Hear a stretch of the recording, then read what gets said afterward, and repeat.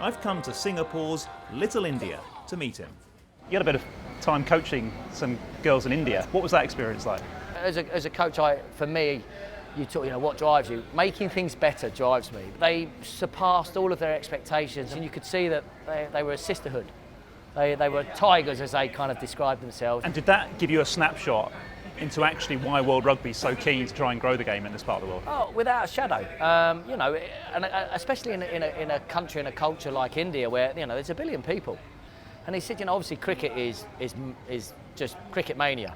Cricket's quite expensive, so giving them a team sport that's an alternative that they can play in the slums and that they can play on a bit of mud or on a bit of green grass is great. Especially, again, you take that as another layer. A women's sport that's contact sport in India is breaking ridiculous boundaries.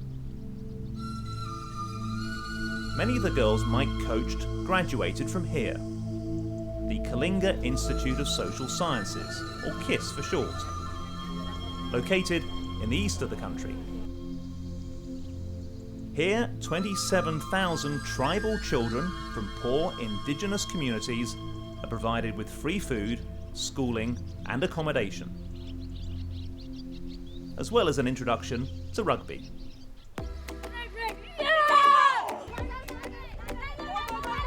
Haath bahar, hands out. As we know, worldwide, India is known for cricket. But yes, rugby is now slowly picking up, not only at the major cities, but also in the suburbs and other rural areas. Rugby is really picked up and it is becoming people's first choice to play. KISS has definitely brought in a lot of diversity in the sport. Over the last 6 years, 25 students from KISS have been selected to play for their country, like Meera, who found a new family through rugby after being orphaned, aged 3. When I was in 5th or 6th grade, I used to see people from other countries come to coach the students. I was fascinated by the shape of the rugby ball. The progression of the game made it fun and interesting. I got selected for the India camp in 2012, and since then I've been playing internationally.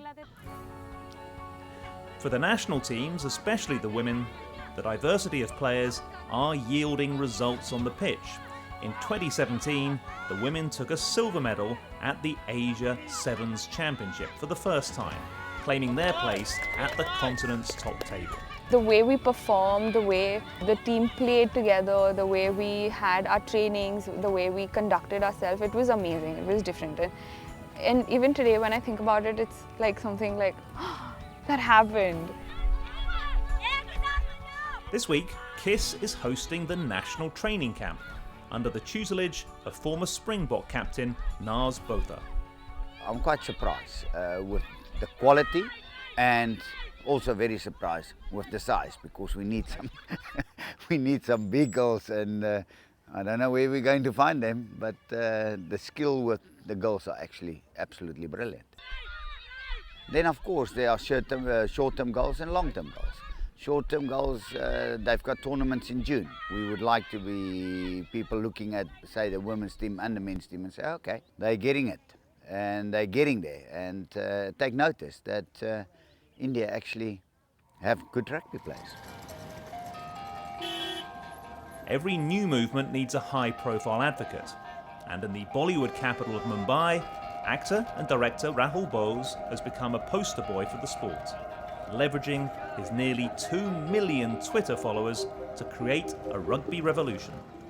When India became an official rugby playing nation, I was like, there's no way on earth I'm not going to play for my country. There's no way. Every sports person has that dream. How I would craft my film career around rugby. It was not the other way around. There would have been a very good chance that after I became an actor, I should have stopped playing rugby. Because the two don't go together. One is all about your face, and the other one is all about breaking your face. So I had to make a choice. For me, it was more important playing for India. He came to international recognition when his movie English August became the first Indian film to be purchased by 20th Century Fox. And performances in other Bollywood blockbusters propelled him to even greater stardom. I think every sport needs somebody who's a lightning conductor for attention. So I think in that respect, I'm happy to be that. If I can leverage the films I do or the films I direct or the awards I get and speak about the sport, I'm shamelessly going to do it. This today is truly a common woman, common man sport. It is an astounding social transformation within the sport that we've seen. Today, the boys and the girls, the men and the women who play this sport in this country are not socio-economically upscale.